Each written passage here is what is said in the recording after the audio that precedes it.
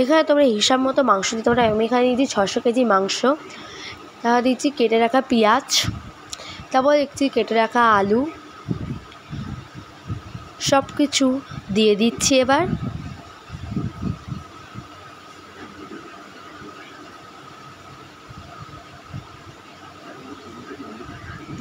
তারপর দিচ্ছি রসুন, শুকনো লঙ্কা, তেজপাতা, গোটা গরম মশলা,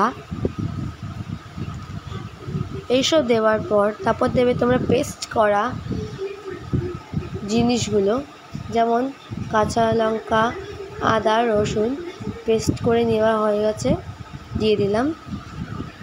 তারপর দিলাম মিক্সড করা কাঁচা লঙ্কার পেস্ট। তারপর দিচ্ছি হলুদ গুঁড়া, তোমরা হিসাব মতো দিতে পারো।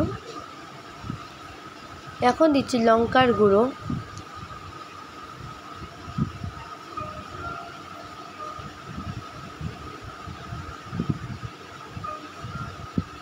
তারপর দিচ্ছি সর্ষের তেল, তারপর একদম ভালো করে মেখে নাও, যেন খেতে অসাধারণ লাগে।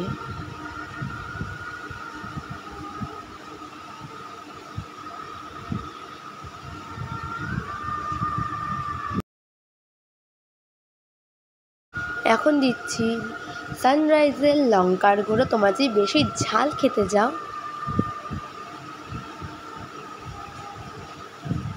তারপর দিয়ে দাও চিনি হালকা মিষ্টির জন্য।